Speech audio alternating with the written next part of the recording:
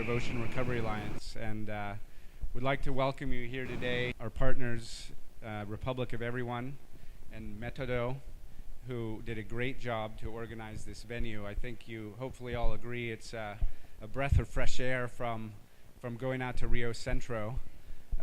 We have a great crowd of people today. There'll be more coming.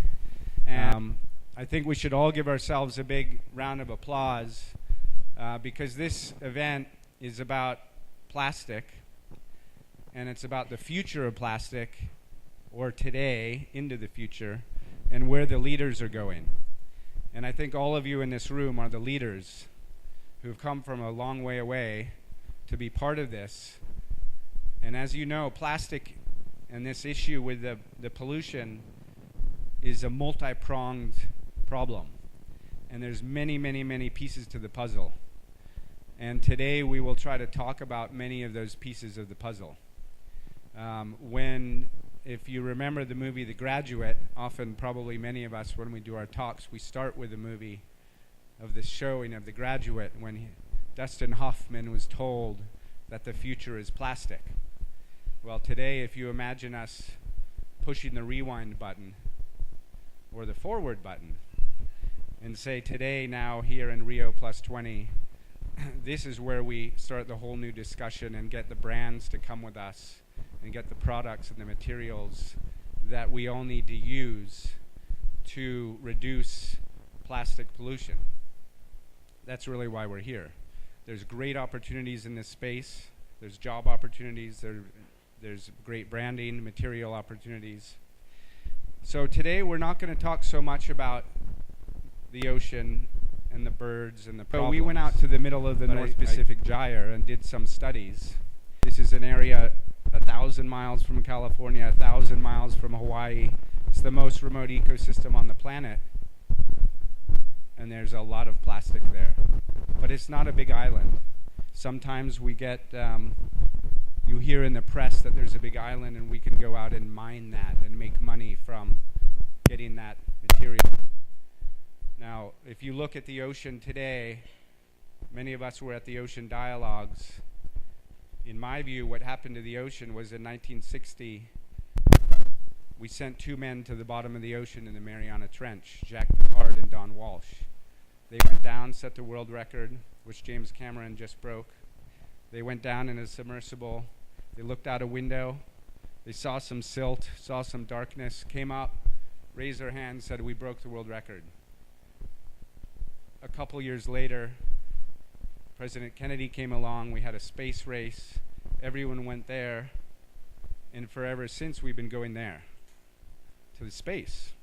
And all of our money has gone to space. And we kind of forgot the ocean. And today we're realizing that the ocean is a big place and we all need it. And we're all here because we're finding out that these things that we've made over the years and not taken care of, which is a material that does not go away very easily, is plastic. As Jean-Michel Cousteau would say, in some ways we're finding now that the ocean cannot keep diluting. It's pushing it back up onto all of our beaches to give us a message. So when we were in the middle of the ocean, we were the first group to test fish. I don't say test, but sample fish down to 700 meters. We did this with Scripps Oceanography, and we regularly sampled these small fish throughout the entire course of our 3.5-week trip. It took scientists 1.5 years to study these fish. And when they did so, they found out that these fish had 10% of them had plastic in their stomachs, down to 700 meters. One of the fish, a hatchet fish, had one piece of plastic in it, and those hatchet fish only live at a band of water 300 to 400 meters deep. They don't migrate to the top and eat plastic and come down. So what that means is this plastic is raining down into the bottom, and at some point the buoyancy is changing. And when the scientists tested, well, they basically extrapolated what the population of the fish were in this area that we examined. They estimated those fish are eating 12 to 24,000 tons of plastic a year. And these fish are 5 centimeters or so. another interesting point, when I saw a video from a submersible off of the coast of Italy, 2 kilometers underwater, 12 kilometers offshore, and at the bottom was perfectly preserved plastic trash all along the bottom. And this is the problem we don't see on a daily basis. I think some estimates say that 70% of trash that goes into the ocean sinks. And so we're all sort of dealing with the tip of the iceberg. So this is some of the rationale for why we're here today, but we're not going to dwell on this. We're going to be talking about all of the issues and opportunities with the materials and some of the businesses that people here are doing. At the Ocean Dialogues, I believe, or the other day, they said that in the past there was a study that said 270 species of animal in the marine life world have been impacted by plastic. Now they say it's about 700. The problem with the ocean is that there's no body count.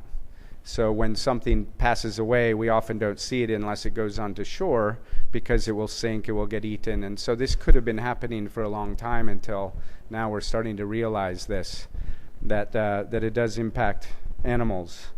But what we're here today is to talk about all of the new products and how we can get consumers to know what we're selling, know what we're buying, how we can get that demand, how we can get the recycling chains going, how we can get municipalities to understand that there's value from this resource, which is trash, not a waste product, how we can work with bioplastics, how we can understand the differences between all these. A lot of these are quite complex issues, and some of you here today are very great experts on that. So at lunchtime and afterward, we'll have a chance to network, and hopefully everyone can talk together.